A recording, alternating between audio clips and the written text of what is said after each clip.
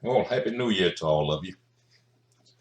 And took a 2 week break and hope that whatever holiday you celebrated was a great one for you and your family. And we are now in the year 2021. And none of us know what 2021 holds for us. But I just want to talk a little bit today about where I started with this channel on YouTube and what the future may hold as far as content. And I started this YouTube channel back in February 2014, I believe. So that means in a little bit over a month, it will be 7 years since I first started the channel.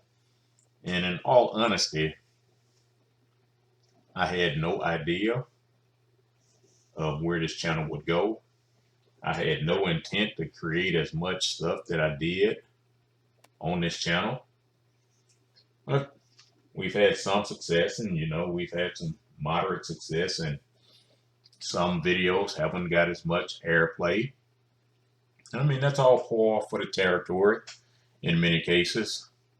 But going forward, I'm just going to ask you, because of YouTube's algorithms going forward, the videos are not being featured in many news feeds or recommended video settings. So I'll just ask, if you like the video, give it a thumbs up. And if you like the video, share it with your friends, share it with your family, if you believe they can find some value in it.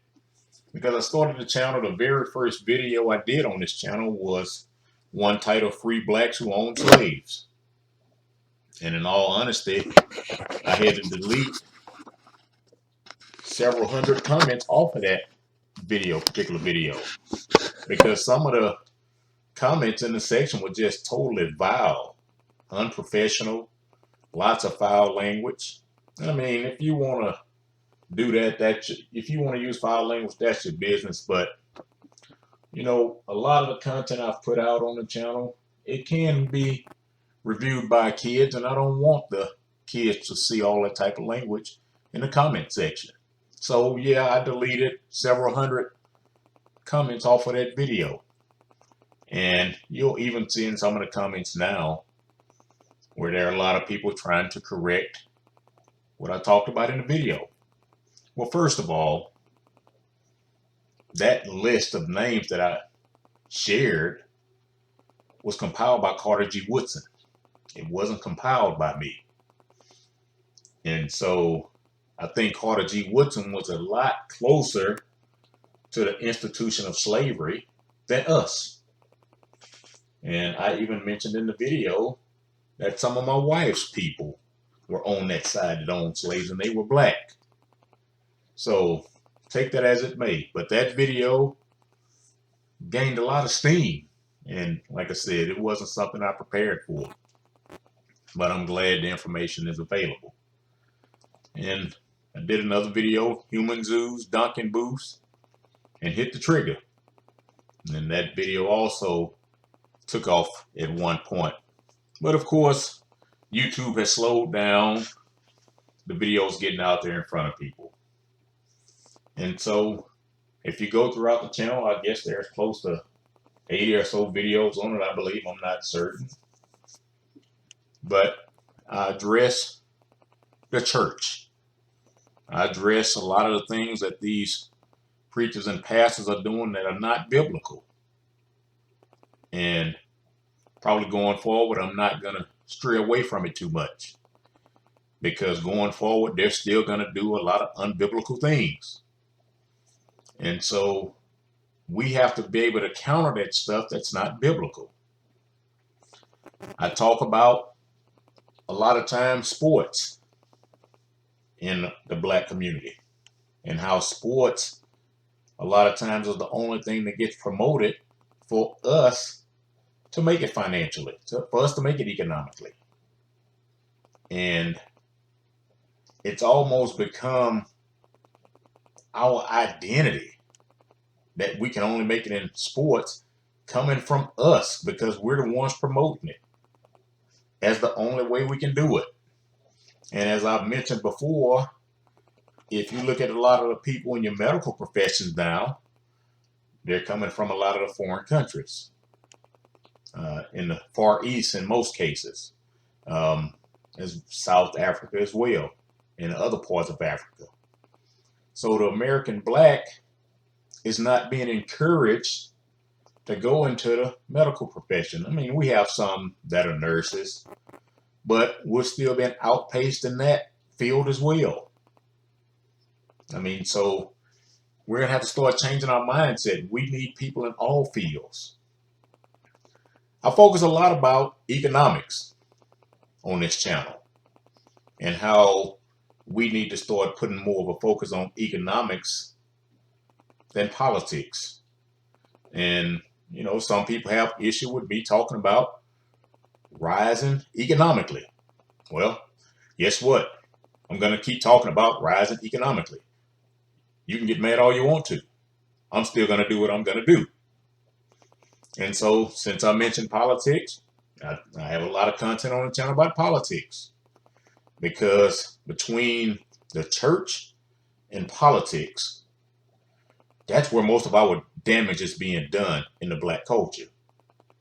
And so, I'm not going to stop talking about them either. I mean, we had about 1,500 politicians around 1970. And right today, I think we're hovering around 15,000. And right today, we're still complaining about the same thing we were complaining about in 1970, 1960, 1950. So we got this huge increase in politicians, but we got a backwards progression as far as progress is concerned. So politics has done more to slow down progress than anything else in our culture. But for some reason, we keep thinking politics is going to be the solve all.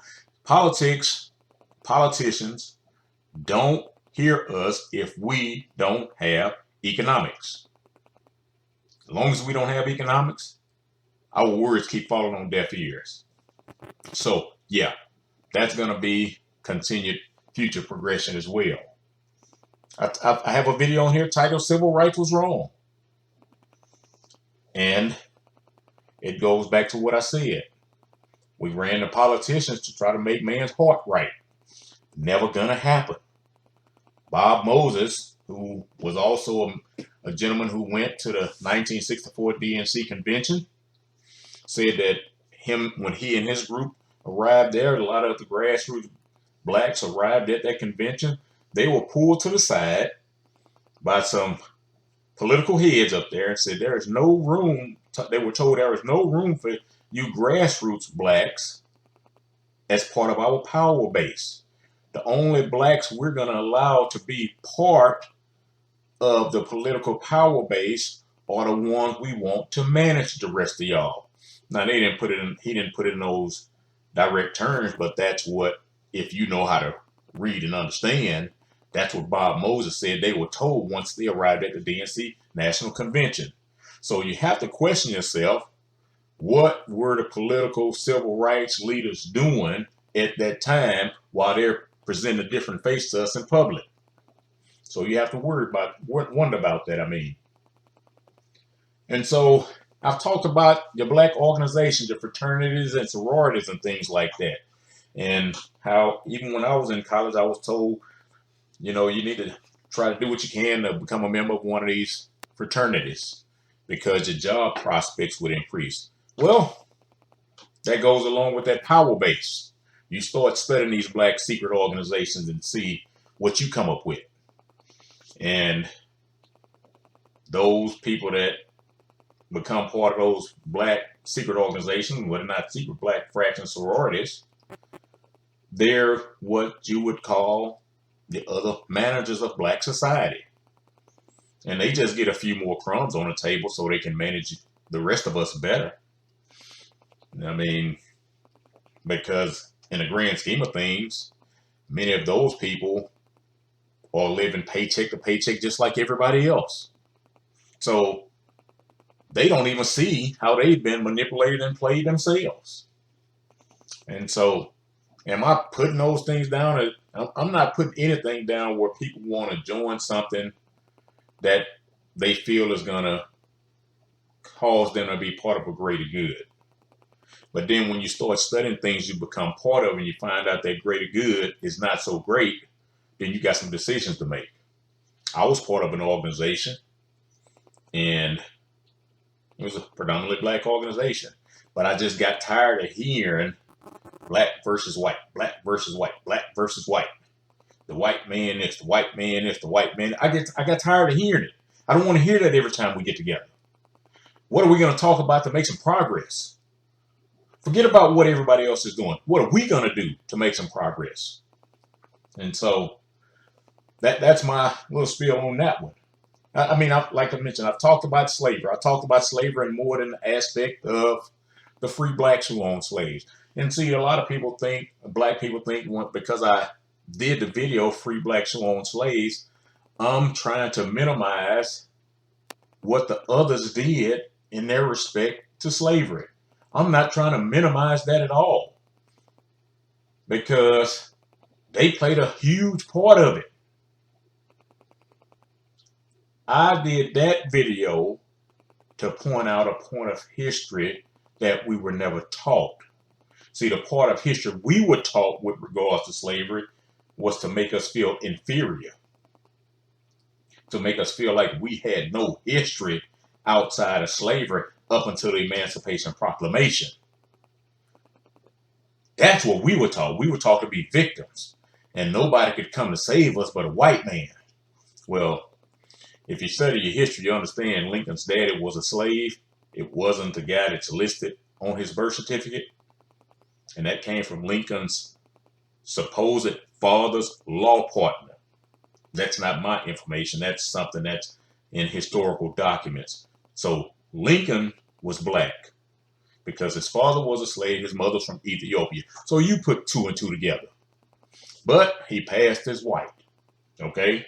So, but we seem to think that history has taught us that we can only be rescued by white America.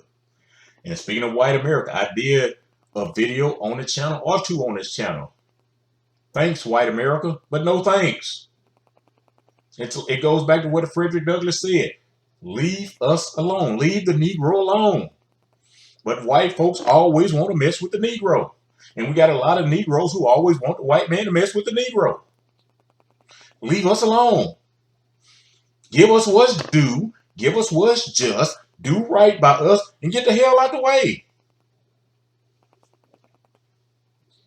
But I did a video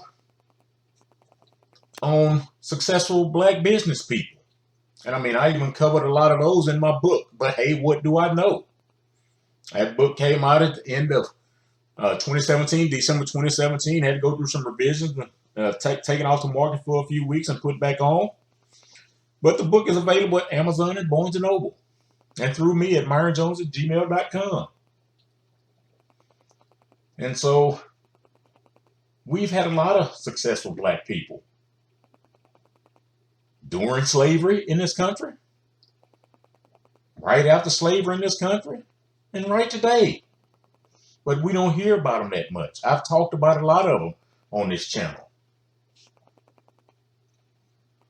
I've talked about my thoughts about hurricanes in the slave trade and tornadoes in the slave trade, so natural disasters.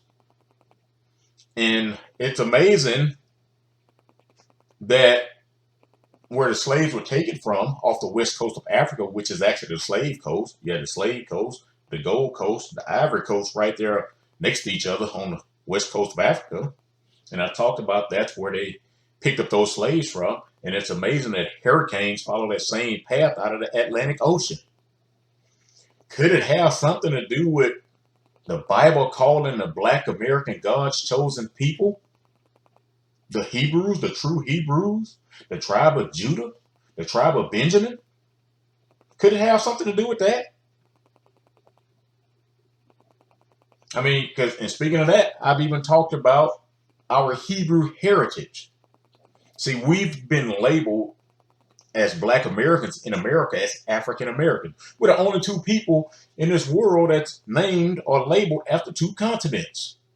I mean, sure, you have people that are Asian American, but look at how many different countries consist of Asian. But you can't go to one of them and say, hey, you're Asian American. No, they're going to tell you that I'm Chinese. They're going to tell you I'm South Korean, North Korean, if they allow them over here, Japanese, Indonesian, Indian, so Sri Lankan. So they're going to tell you what country they came from. When you talk to a European, you don't go to a white American and call them a European American. You're going to call them Polish. You're going to call them Irish. You're going to call them French. I mean, you get the idea. When you talk to any other black-skinned person out of the continent of Africa, you can't call them an African. You have to call them Somali, Ethiopian, Egyptian. And I mean, I know the Egyptians nowadays are saying they're inhabited, but they're descendants left over from the Ottoman War, so they're really not true Egyptians. They're just there now. But you're Nigerian. I used to do work with for a lady that was from Nigeria, and not once did she ever tell me to refer her to her as an African. So why are we the only people named after two continents? You can't go down there in those Caribbean islands and call them Jamaicans African. You can't call them Bohemians African. You're going to call them what they are because of what country they inhabit or what country they come from. You're not going to call a Puerto Rican an African. So why are we always called African American? And that's because they're trying to keep us away from our true identity, our true heritage, the E1B1NA. And you can go study all those haplogroups and you can find out where you fall in that line. And so I believe those hurricanes have a lot to do because they follow the same trek as the transatlantic slave trade right across that Atlantic Ocean. And then you start looking at the Midwest towns and all that, and then you start seeing how the slave trade took place in some of those areas, Kansas and all those places. Well, where's Tornado Alley? Where did Greenwood, Black Wall Street get burnt down? Oklahoma. What happens in Oklahoma? Tornadoes. So you can't keep doing God's kids wrong and think you're going to be blessed. So you can go back and find whatever you want to on this channel, on these areas. And I mean, there are a lot of people that focus on one specific area. That's fine and dandy. I want to be studied on a lot of that stuff. And I mean, I'll bow down to the people that know more on these topics than me. I will bow down because I believe I can learn from everybody. And I believe if we had more people in society who thought like that, society would be better off. See, I don't like these people that go to school, get a degree in one subject matter, and then they think they're experts on everything. And you can't tell them nothing. Even if you went to school and you got your PhD in one subject, you still can learn something in that subject. So I've talked about Hollywood and how Hollywood paints the image for the rest of the world of the Black American. And we don't even see it. I mean, I talked about shows like Good Times, The Cosby Show, Fresh Prince of Bel-Air, The Jeffersons.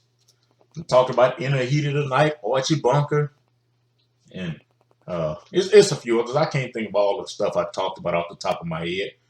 But I talked about how a lot of times our black men get placed in positions where they want them to play feminized roles, or they want them to play roles as women.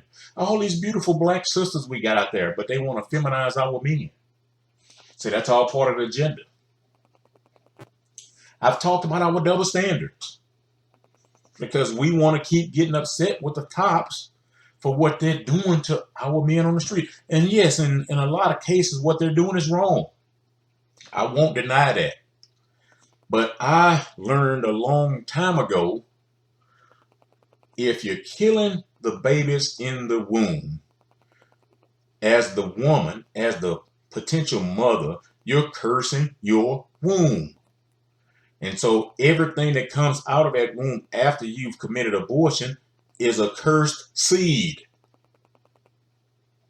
So until you repent, woman, that child that you had after the abortion is going to be cursed in one form or another.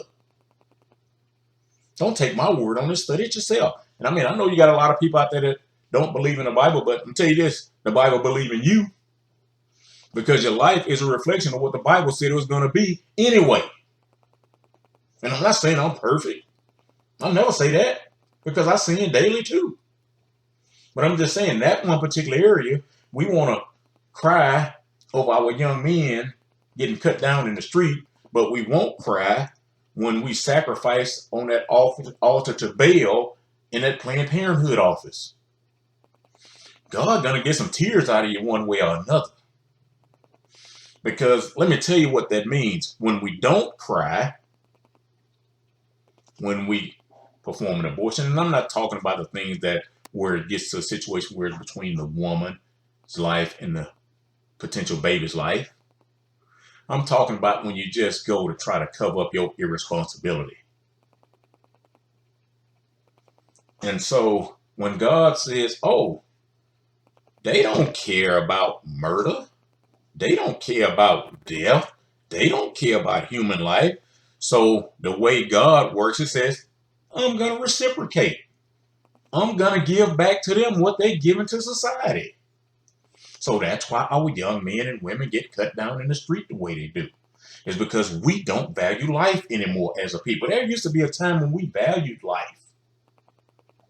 But we don't value life unless the television tells us which life to value. Why didn't you hear about the guy Arbery until 2 to 3 months after the incident happened? Why didn't you hear about Breonna Taylor until a month or two after the incident happened? Because the television tells you when to get upset. If the television doesn't come on and tell you, you won't know anything about those events. We say we care so much about the black people we know in those areas where it happened, don't say anything to us about it. So we don't care about life. We don't value life. So until we start valuing life, we're going to keep losing life. And so we got some double standards. I did a video, might have been about 3 years ago, 4 years ago. I don't remember exactly when it was, but it's titled Strength Through Submission.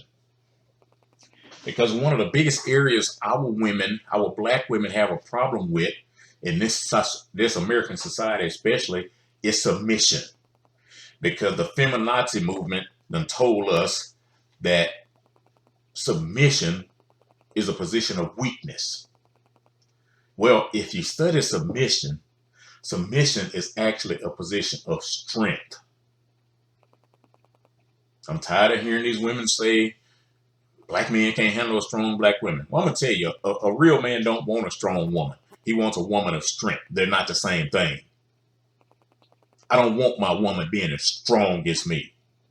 I want my woman to have a quiet strength where I know I can depend on her at all times. I know that woman's not going to embarrass me at any time. That's the type of woman I want. I don't want a woman that thinks she has to be a doormat. I want a woman that thinks she's equal to me in the spirit realm, but knows on this earth there's a vertical line that goes from God to Christ to man to woman. The woman who understands that position is the woman of strength. I don't want a strong woman because she can't tell a strong woman nothing. She hard-headed, she bull-headed, she mule-headed. So I want a woman of strength. I don't want a woman who's going to sit there and argue and fuss with me all the time when I'm supposed to be the leader. That's what a woman of strength does. She allows the leader to lead. So listen to it if you want to. I remember somebody had asked me about speaking to an organization of women, a lot of single women, some divorced, whatever. And I actually said, why don't you listen to my video, Strength Through Submission, before you ask me to speak to them? Well, I never spoke to the group. because one of the things that we're hearing in church all the time, black church especially, we'll hear a lot of preachers get up there and tell the men what their responsibilities are, but they'll never tell a woman what their responsibilities are because they know the women put the money in the church and they don't want to upset the money flow. So I've talked about who controls the black image. You know, like I talked about Hollywood earlier, but our image gets controlled a whole lot of ways. Our image gets controlled through the media.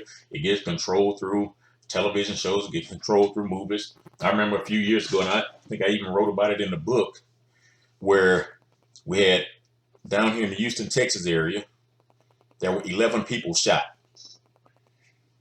The only incident where the shooter was mentioned was when the shooter was black.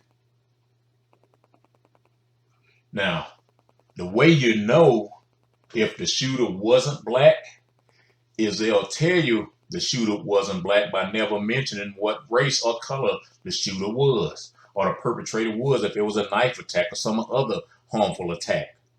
They'll tell you what color the person is by not telling you what color the person is. And in most cases, they're not Hispanic either. They're white.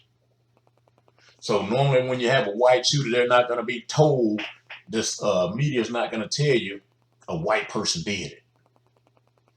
Because every time you hear about a white person doing something crazy, especially a white man, his neighbors and his friends and his family always want to say, you know, he was such a quiet family man. And I was listening to a guy talk the other day, and he was talking about America, and I need to go back and finish. I need to find it. I don't remember where I was even looking, listening, and watching. But he was saying, we want to talk about America was never great. And this was a black guy. He said, we want to talk about America was never great. He said, America has had great. He said, America has also had not so great. And he compared it to what I just said about these men. He said, you can have a man who's a great father. You can have a man that's a great provider. You can have a man that's a great husband, but that same man could also be a serial killer. So, and he compared that to America. And like I said, I need to get back to that video real soon because that really caught my attention when he said that. And so, yeah, people got mad at Trump saying, make America great again. Well, in reality, it wasn't Trump's slogan. That slogan has been around for years, but the media told you, especially as a black person, to hate Trump. So you just thought it was Trump's words. That slogan's been around for a long time. And so America has had some great aspects, but America's also had a lot of not so great aspects. And so one of the things we're going to have to do too that I've talked about a lot, is our lack of respect for one another. And I talked about in some of my situations where I've hired a black person, I've contracted a black person to do things for me, and they always do a piss poor job. And I just get tired of paying them. I've gotten tired of paying them. I've went through 3, 4, 5 different yard men in the last 18 months because they want to do things their way. I'm paying you. I grow fruits and vegetables around my house. I told the current yard man, he wants to spray weed killer around my property line and around other areas because he wants to make his job a whole lot easier. And I said, man, I don't want that poison sprayed around my property because I grow food that me and my wife eat. And I don't want the wind taking a chance and blowing that stuff into the soil and on my leaves and on my fruits and vegetables that we're going to consume. Guess what he said when he was over here the other day? You know, Mr. Jones, I talked to you once before about that weed killer, and I just looked at him. So guess what he's going to probably be in the next month or so? Probably going to be out of here. Because I'm tired of dealing with the lack of respect and us not wanting to do what the person asks. The reason I can complain about cutting yards is because I did it with my dad for many years. From a teenager, even up after I was married. He would call and ask me to come help him from time to time, and I would go help him. So when I tell these guys, I know what I'm talking about. I need them to listen. But that's our problem. We don't respect each other, so we don't listen to each other. When somebody hires you to do work as a black person, do it to the best of your ability. Don't shortcut. Stop doing that to one another. Stop doing it to anybody. You put your best foot forward all the time. And so we're going to have to get to a position of economic empowerment as a people. We're going to have to.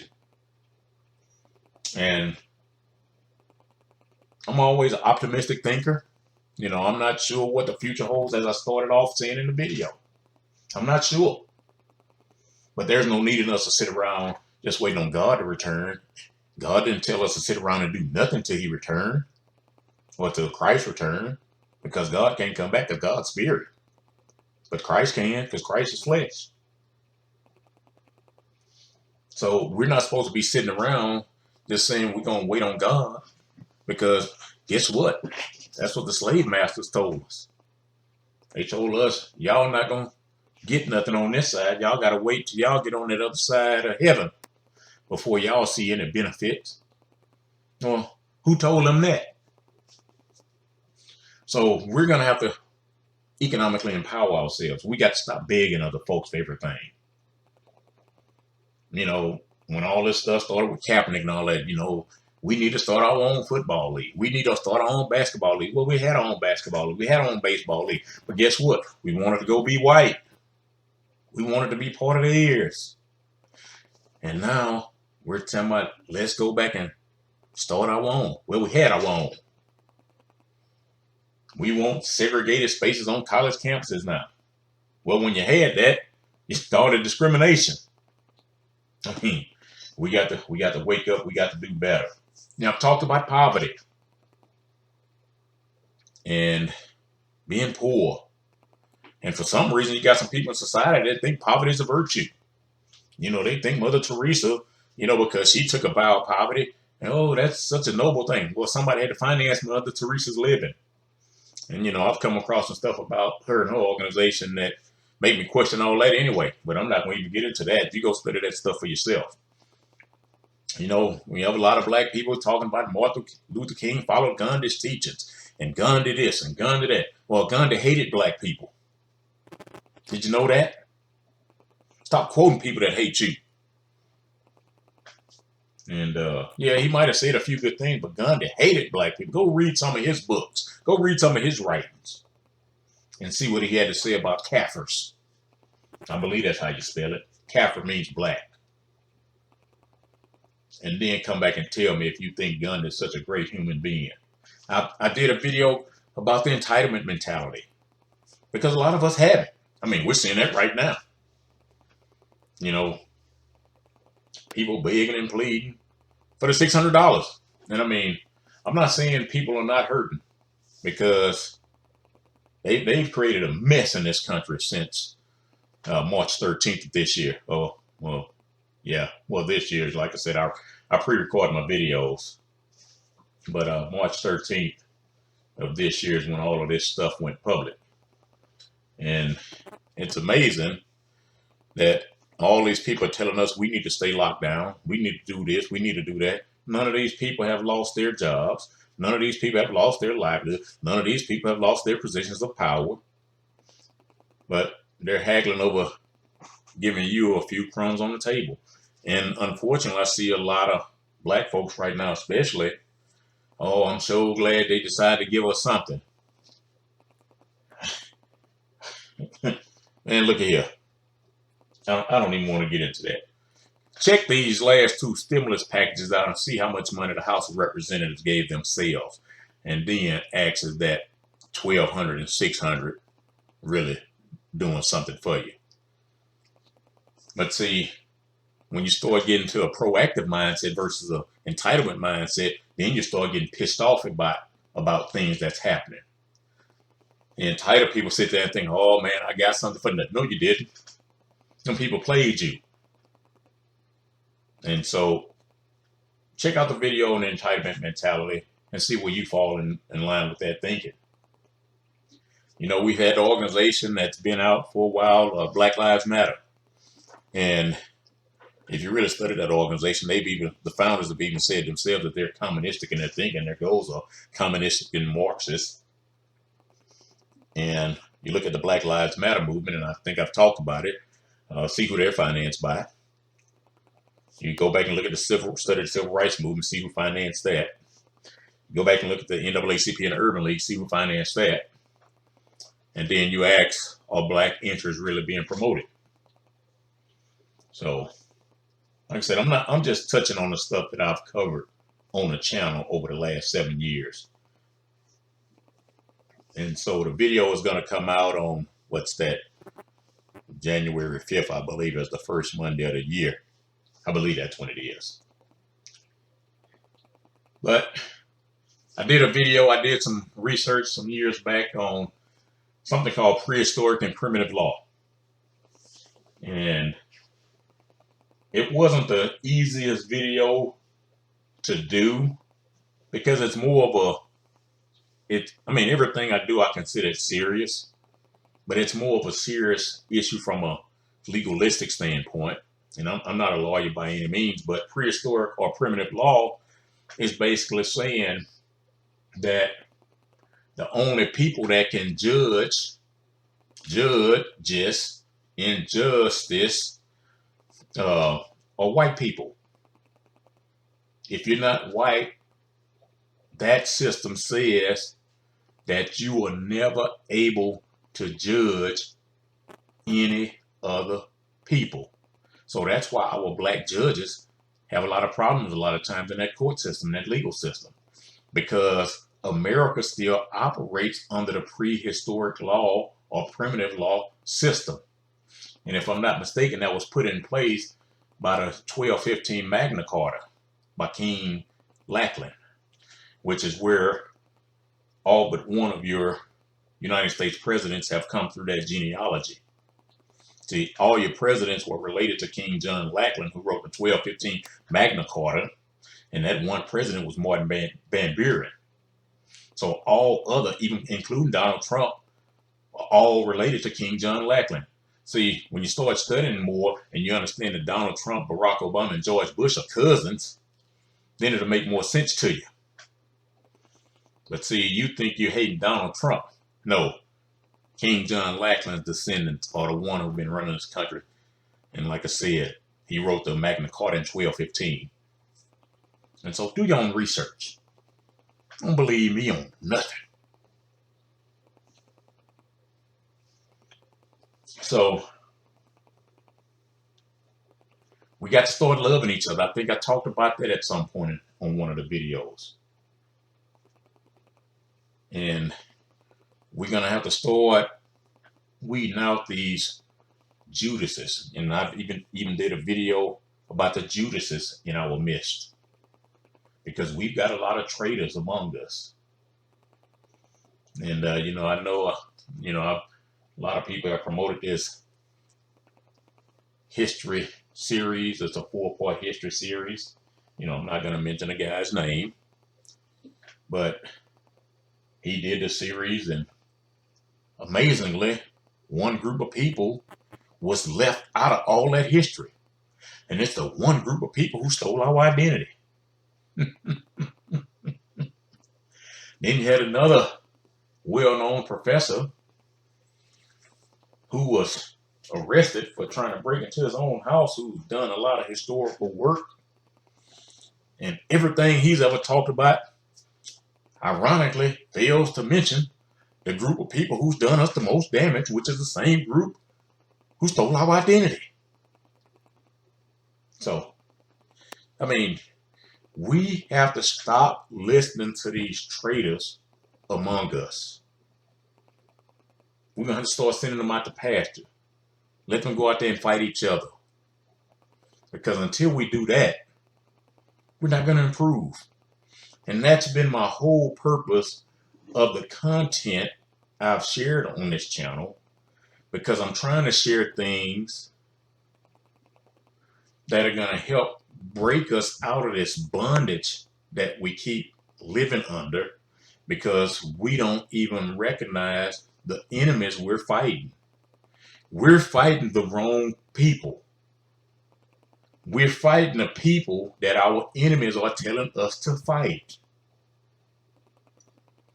And our enemies are so good at what they do that we haven't realized what they're doing to us yet.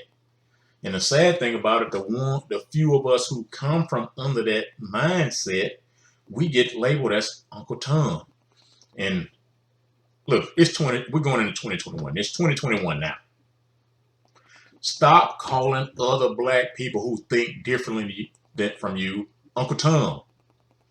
Go read the book Uncle Tom's Cabin by Harriet Beecher Stowe before you ever mention the words Uncle Tom again when you're trying to degrade another black.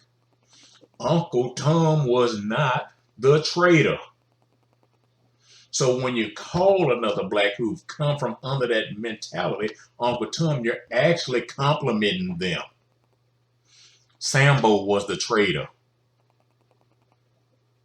And so those of you who keep remaining under the bondage of your slave masters, you are the true Sambos.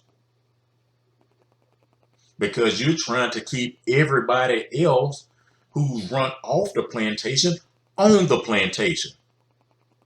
Don't tell me the Democrats are not the same party that they were during slavery. They are still and have always been the same party.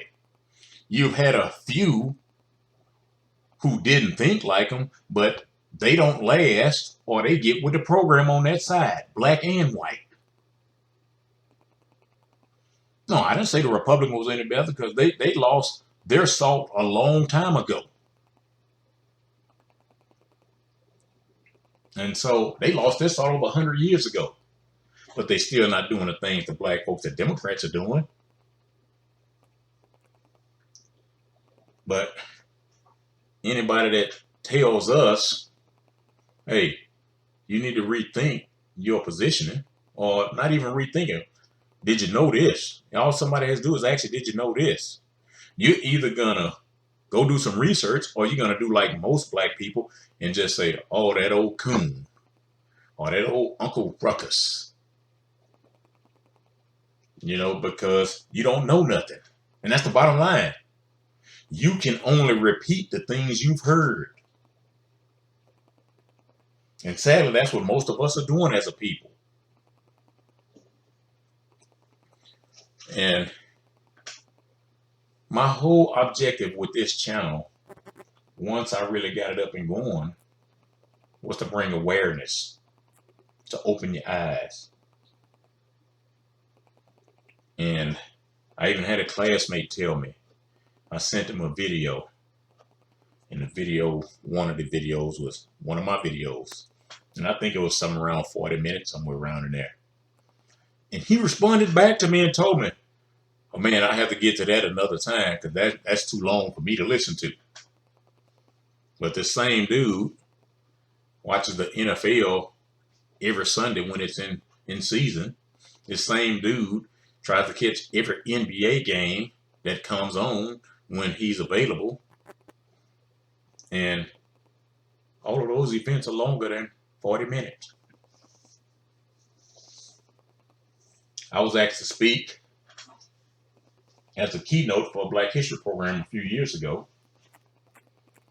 And it's for high school. And I told them I would give a discount because I always charge a cheaper price for schools than when I'm doing organizations or businesses. And they did not want to pay me $1,500. I mean, I'm cool with that. They wanted me to come for free. But I was looking for something one day. I was looking up some charitable donations. You heard me say charitable, right? And they had donated $10,000 to one political campaign and $11,000 to another one. But they wanted me to bring all of my years of study and research and give it to the kids for free. Guess what color the person was? Man, I'm not going to tell you. I'm let you guess. And so that goes back to what I'm talking about. Not placing value on each other. And until we get more people waking up, speaking up, and being defenders of those who are trying to help others, nothing's going to improve for us. Nothing. 15, 20, 30 years, if that much time is left on earth, we'll still be complaining about the same thing if we don't change our thought process.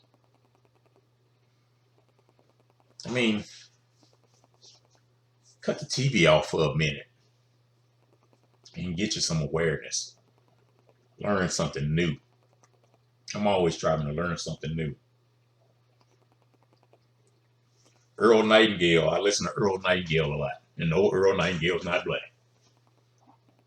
And I've listened to Earl Nightingale over years, and Earl Nightingale kept referring to a book in a lot of his speeches, and it was a book titled Man's Search for Himself by a guy named Rollo May. And I've had the book for a while, and I just finally decided to start reading it. And so,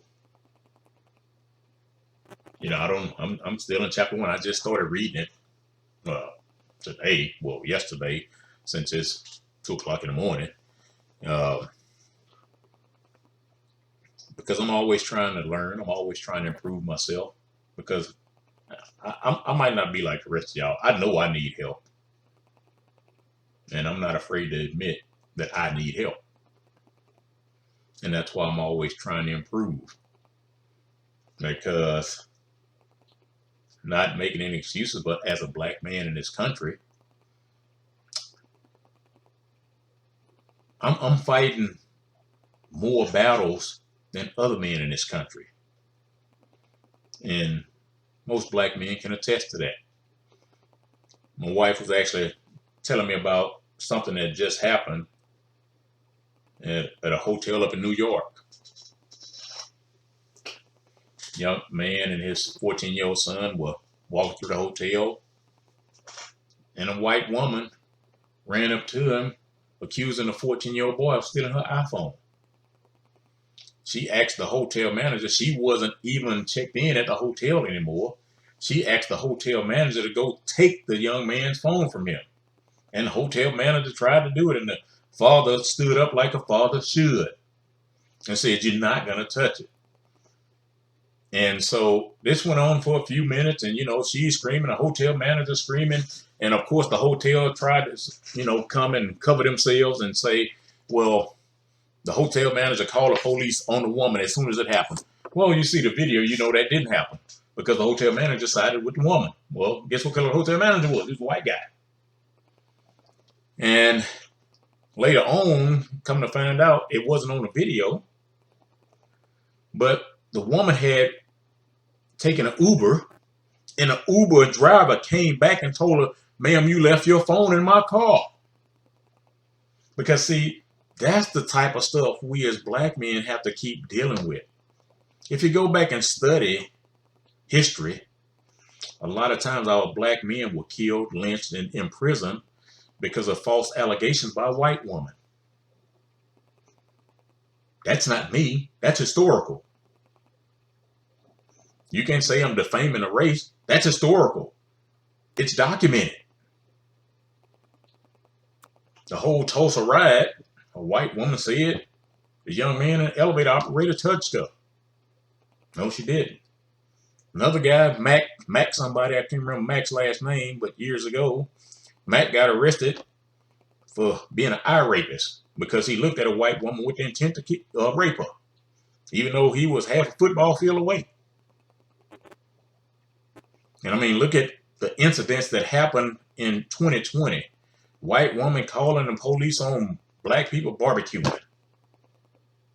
What was the name they gave him? Karen. They called him generic name Karen. And so as black men, we got enough things that we're trying to fight against. We don't need to be fighting against each other. We don't need to be fighting against our women. We don't need to be fighting against preachers. We don't need to be fighting against politicians. We need to be trying to unite, because only when the black family gets in harmony will the rest of society, black society, get in harmony. See, we're fighting too many things. You know, we want to keep talking about what's happening to us from outside races, but we want to keep overlooking the things that's happening to us within our race. Let's fix what's in our race first. And that's another reason I created the channel. Let's fix the things that are hurting us as a people. Let's fix that. Once we fix that, we can unite and we can go chip away at the larger obstacles bit by bit. But long as we got a whole bunch of fragmented pieces trying to work at an objective, we're never going to accomplish anything.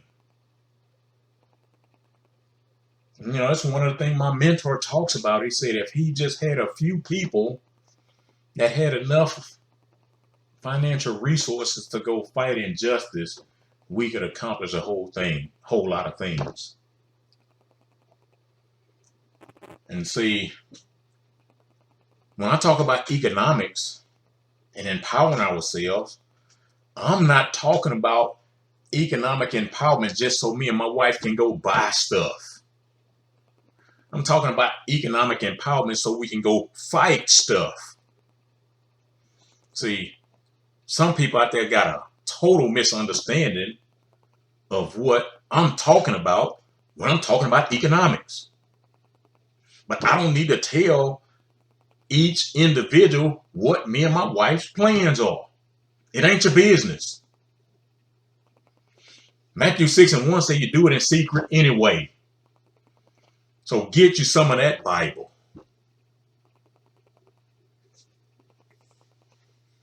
So you got blacks out there who want to economically empower themselves so they can go help people. They can go fight injustice against other blacks and other people who are being unjustly accused of things.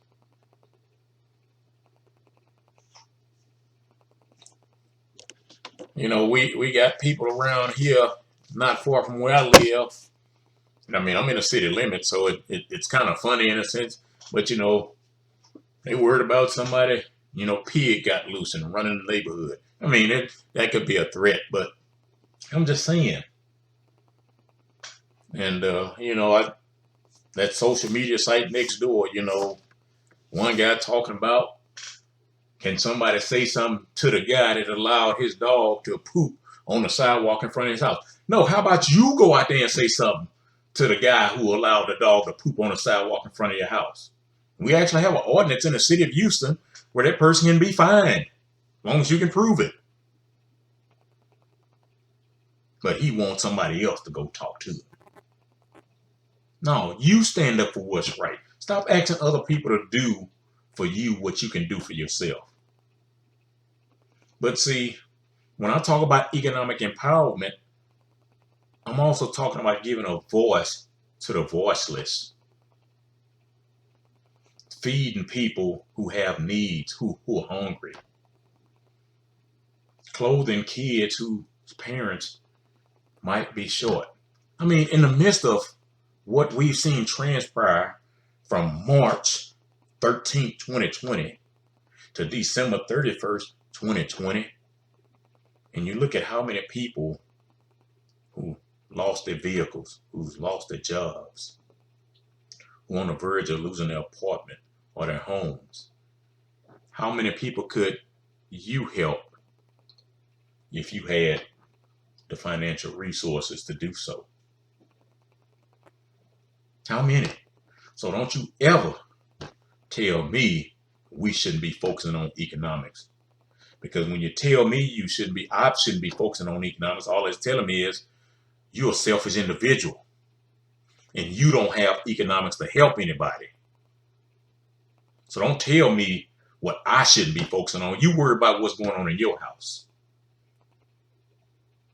Because I'm going to still fight. My wife is going to still fight to give a voice to the voiceless, to give justice to those unjustly accused, to feed those who are hungry, to clothe those who are naked. That's my objective. That's my wife's objective when we talk about economics. I mean, we could have been like a lot of other people and went out there and pursued money and built a big house out on several acres and all that, but we didn't do that. We're still in the midst of our people. I'm still talking to my neighbors about doing things to improve our neighborhood and our community.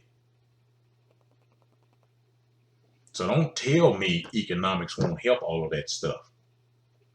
Because if you do, you don't know what the hell you're talking about. Get you some economics. Find you a purpose bigger than yourself. See, that's a problem that we're dealing with in society a lot of times. So many people are selfish and claim to be selfless, but they don't have a purpose outside of themselves and their little household. And so they can't understand the talk when it comes to helping others do better and be better. Find you a purpose bigger than yourself. You remember in the movie Temptations when Melvin went to see the doctor about his bad knees? And the doctor told him, if you don't stop, you're going to do more damage than can be repaired. And what did Melvin say to the doctor? Melvin asked the doctor, Doctor, have you ever been a part of something bigger than yourself? I'll talk to you next time.